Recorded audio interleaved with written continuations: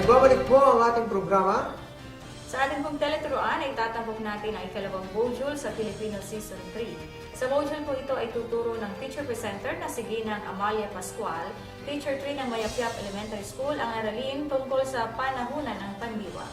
Tunghayan na po natin ang teleturuan. Magandang gabi po sa ating lahat. Kumusta po kayo? Nawa, ang bawat isa sa atin ay punong-puno ng mga biyaya at pagpapala na nagmula sa ating Panginoong Diyos.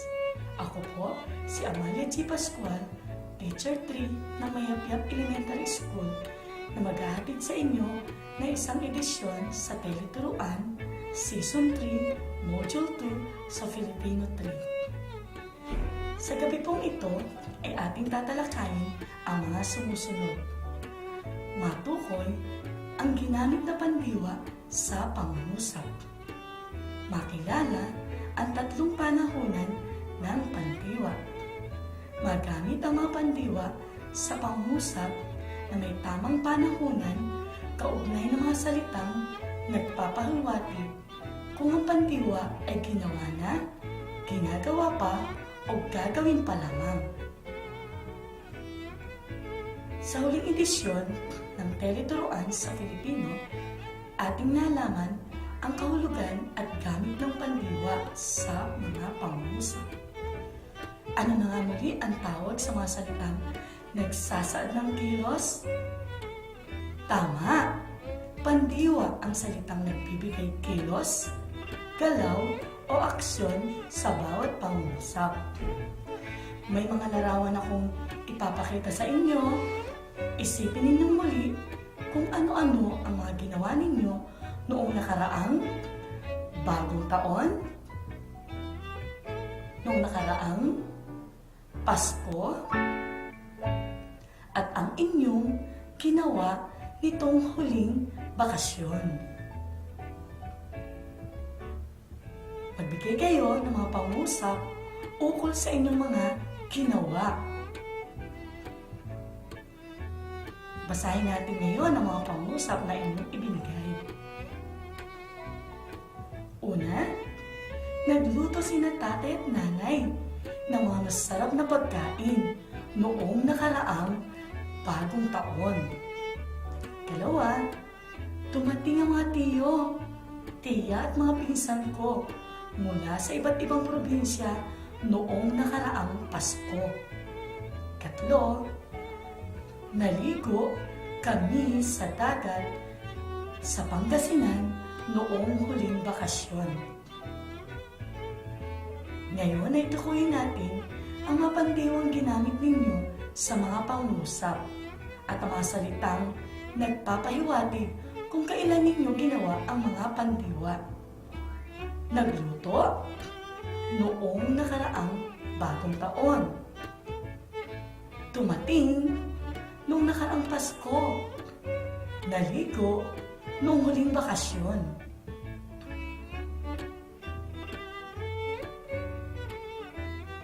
Ano ang mga napansin ninyo sa mga pandiwang inyong ginamit? Tama! Tapos nang gawin o ginawa na. Ngayon naman, ay mayroon akong magic box. Sa loob nito ay may mga salitang kilos.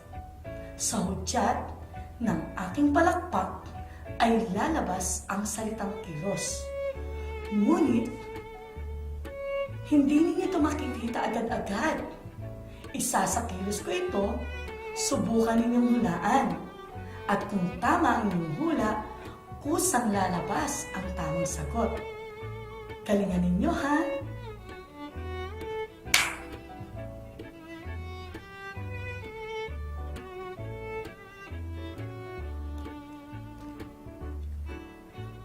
Ano ang aking ginagawa? Kumakain! Tama!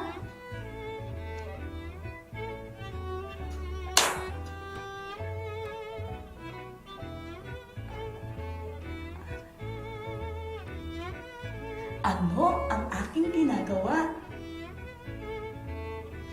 Nagbabasa. Tama.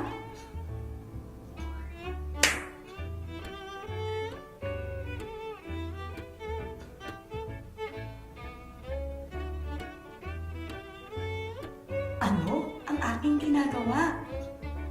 Nagmamaneho. Magaling. Mahuhusay pala kayong manghula. Ano ang napansin ninyo sa mga pandiwang kumakain, nag-aaral, at nagmamaneho? Tama. Ang mga kilos ay ginagawa pa ngayon. Basahin ninyo ang mga pangungusap.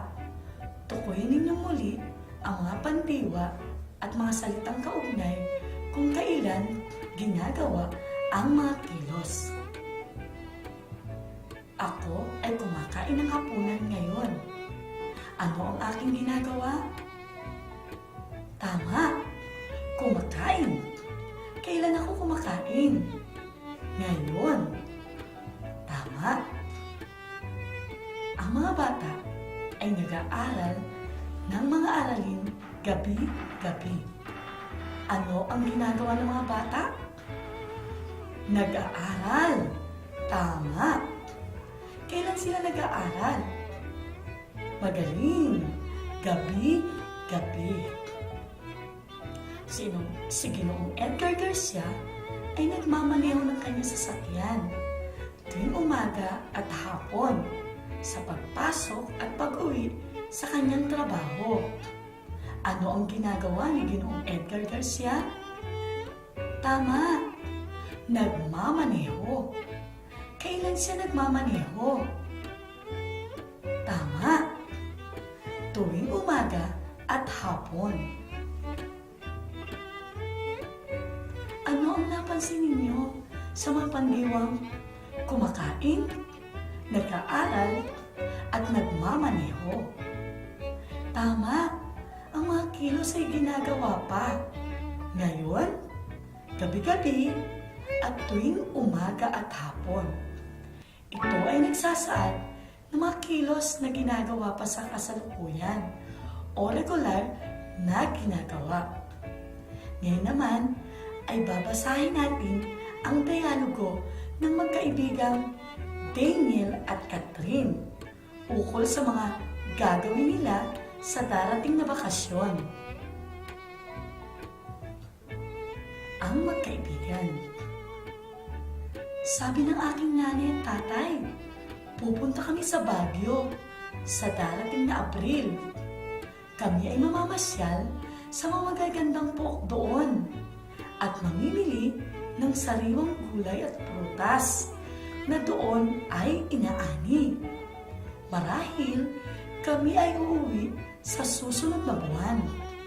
Siyempre, dahil kaibigan kita, Catherine, bibigyan kita ng pasalubong. Iyon ay sa darating na Mayo na, ha? Kami siguro ay hindi maaaring mamasyal kasi magpapagawa kami ng bahay sa darating na Marso. Sa katunayan, bukas ay guguhit na ng aking amang arkitekto ang plano ng aming bahay at si nanay ang maglilista ng mga materyales na dapat bilhin sa darating na linggo. At sa darating na buwan naman ay mamimili na ng mga materyales na gagamitin sina lolo at kuya. Sino ang magkaibigang nag-uusap sa dialogo? Tama, sina Daniel at Catherine. Ano ang kanilang pinag-uusapan? Tama, ang mga gagawin nila sa darating na bakasyon. Ano ang mga gagawin ni Daniel at ng kanyang pamilya? Kailan nila ito gagawin? Tama, sila Daniel ay pupunta sa Baguio. Mamamasyal, mamimili sa darating na Abril, at papasalubungan niya ang kanyang kaibigan sa susunod na buwan ng Mayo. Ano naman ang gagawin ni Catherine at ng kanyang pamilya sa darating na bakasyon? Tama, sila Catherine ay hindi mamamasyal sa darating na bakasyon sapagkat sila ay magpapagawa ng bahay sa darating na Marso. Paano may pakikita ang pagtutulungan sa pamilya nila Catherine? Magaling! Bukas, iguguhit ng kanyang ama ang plano ng kanilang bahay. Si nanay naman ang maglilista sa mga materyales na gagamitin sa darating na linggo. Ang kanyang lolo at kuya naman ang mamimili ng mga materyales sa darating na buwan. Laging tandaan na ang pagtutulungan sa pamilya ay isang magandang kaugalian na dapat taglayin ng bawat miyembro nito at ang pagsasama-sama ng pamilya sa mga gawain ay nakapagpapatibay ng kanilang pagkakabuklod. Ano ang napansin ninyo sa mga pandiwang kanilang ginamit sa kanilang usapan? Magaling! Ang mga pandiwa sa nasabing usapan ay gagawin pa lamang. Bago natin ipagpatuloy ang talakayan, bigyan natin ang ilang paalala mula sa ating himpilan.